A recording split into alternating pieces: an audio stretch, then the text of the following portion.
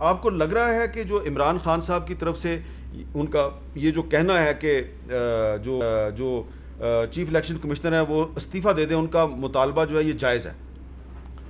जी, ये पहली मरतबा वो ये नहीं कह रहे। आपको याद होगा कि असम्बली के अंदर ये भी कहा गया था कि पूरा इलेक्शन कमीशन इस्तीफ़ा दे दे। पहले मुतालबा किया जा चुका है, मुहिम चलाई जा चुकी है और उसमें उनकी डेस्परेशन समझ में आती है। ये जो फॉरेन फंडिंग का केस है ना जी, जिस हद तक मैं समझ सका हूँ, मैंने इसको काफ़ी फॉलो किया है, स्क्रूटनी कमेटी की रिपोर्ट भी पढ़ी है, बहुत वीक विकेट पे है पीटीआई। मैं नहीं समझता कि उनकी कोई बदनीयती शामिल थी, लेकिन जो भी वजूहत थी, फॉरेन फंडिंग हुई है और कोई एक साल में नहीं हुई, कई सालों पे हुई है। और ये स्क्रूटनी कमेटी के अंदर अब डॉक्यूमेंट हो गया है। इंडिविजुअल्स ने भी किया है, कॉरपोरेशंस ने भी किया है, छोटे अमाउंट्स में भी किया है, बड़े अमाउंट्स में भी किया है। तो कानून के मुताबिक अगर ये बात एक बार साबित हो जाएगी, अभी जो इलेक्शन कमीशन जो प्रोसीडिंग्स कर रहा है कि ये फॉरेन फंडिंग हो गई है, साबित हो गई है, तो उसके फिर बड़े गंभीर नतायज हो सकते हैं। अच्छा, क्या फॉरेन फंडिंग सिर्फ तहरीक इंसाफ ने की है, मुस्लिम लीग नून और पीपल्स पार्टी ने नहीं की? हमें नहीं पता, क्योंकि वो तो अभी तहकीकात के जिस मरहले में है, उनकी कोई रिपोर्ट सामने नहीं आई। तो क्या पीटीआई का ये मुतालबा जायज़ नहीं है कि तमाम पार्टियां जो हैं उनकी एक साथ उनकी इंक्वायरी की जाए? मैं समझता हूँ हामिद मीर साहब की तो ऐसे ही है जैसे ऐसे कहा जाए कि तमाम कत्ल के मुलजमों के ऊपर तहकीकात एक ही वक्त में की जाए और सबको इकट्ठी फांसी दी जाए अगर है, और सबको इकट्ठा ही एब्जॉल्व किया जाए। ऐसे तो नहीं होता।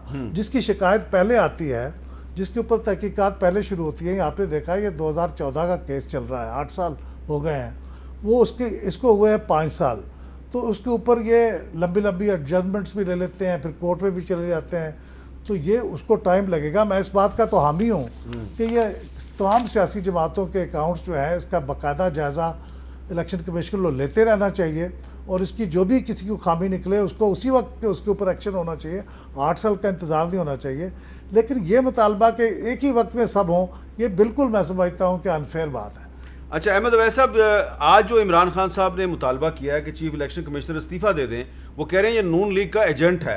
पहले वो क्या कहते रहे और आज क्या कहते रहे, ज़रा हम आपको सुनाना चाह रहे हैं इमरान खान साहब के दोनों बयानात। इनका अपना इलेक्शन कमिश्नर था पिछला वाला, हैंड पिक्ड, और एक जो प्रोज कर रहा था कि तहरीक इंसाफ का असल में इस पार्टी का सबसे बड़ा दुश्मन था, वो जाके गेम खेल रहे थे हमारे साथ, इसलिए डिले हो रहा था। वो बदनीयती के ऊपर था। आज इलेक्शन कमीशन पे हमें इत्मीनान है, क्योंकि ये जो इलेक्शन कमीशन है हमने चॉइस से, यानी हमारा भी इनपुट है, ऑपोजिशन और गवर्नमेंट के मिल के किया। पहले तो इनके अपने थे ना। जो चीफ इलेक्शन कमिश्नर है, ये जो राजा सुल्तान है, ये नून लीग का एक एजेंट है। हम इसको कभी तस्लीम नहीं करते और इसके सारे फैसले तहरीक इंसाफ के खिलाफ होते हैं। आपके ऊपर पाकिस्तान की सबसे बड़ी जो जमात है, उसको आपके ऊपर कोई इत्मीनान नहीं। वो समझते आप जानबदार हैं। आपके पास कोई इखलाकी जवाज नहीं है चीफ इलेक्शन कमिश्नर बनने का। आपको रिजाइन करना चाहिए। मैं चाहता हूं कि कम से कम 20 लाख लोग इस्लामाबाद में पहुंचे जब मैं कॉल दूंगा। अच्छा अहमद अवैस साहब, पहले इमरान खान साहब राजा सिकंदर सुल्तान साहब पे एतमाद का इजहार कर रहे थे, फिर उनकी राय चेंज हो गई है, तो इसकी क्या वजह है? और क्या आपके ख्याल में चीफ इलेक्शन कमिश्नर जो कि एक आईनी होता है, उससे इस्तीफे का मुतालबा जायज़ है?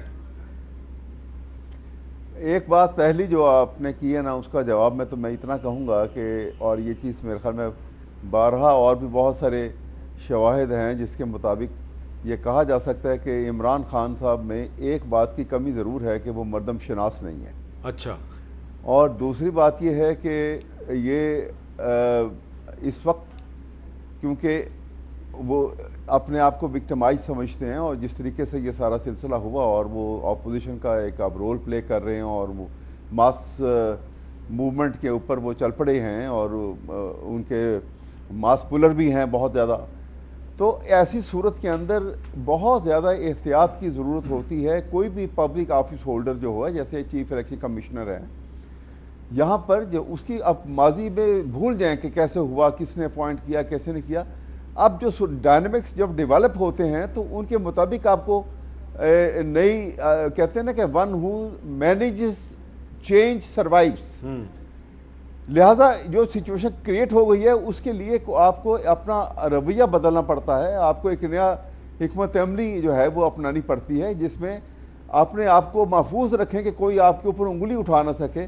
और इसमें कोई हर्ज नहीं था कि क्योंकि ये बड़ा सेंसिटिव इशू है, एक इतनी बड़ी पॉपुलर पार्टी, एक इतना बड़ी फॉलोइंग है उसकी, उसको आप नॉकआउट कर दें अगर ये फंडिंग के ऊपर, और उससे बहुत ज़्यादा फंडिंग की प्रॉब्लम और जो एलिगेशन है वो नून लीग के ऊपर भी हैं, वो पीपल पार्टी के ऊपर भी हैं।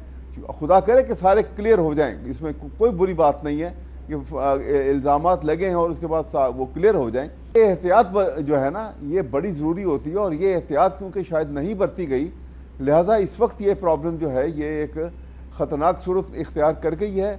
और इसको निपटने के लिए कोई हर्ज नहीं है कि इंसान जो है कि ज़रूरी नहीं है कि वो किसी एक बात पर स्टिक कर दे। कोई बाज़ सिचुएशन को संभालने के लिए भी, मुल्क को एक किसी भी प्रॉब्लम से बचाने के लिए अगर एक आदमी जो है वो अपने आप को हटा भी लेगा तो कोई ऐसी कोई क़यामत नहीं आ जाएगी। अगरचे उनके लिए आप कह रहे हैं कि चीफ इलेक्शन कमिश्नर साहब इस्तीफा दे दें तो अच्छी बात है।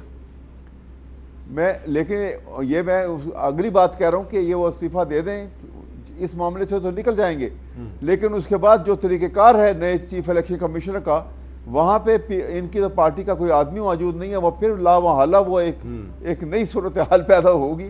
लेकिन बहरहाल ये एक सूरत हाल है जो एक एग्जिस्टिंग रियलिटी है, इसको डील करना पड़ेगा। अच्छा, ये बड़ी एक आपने अहम बात किया है, मतलब ऐसा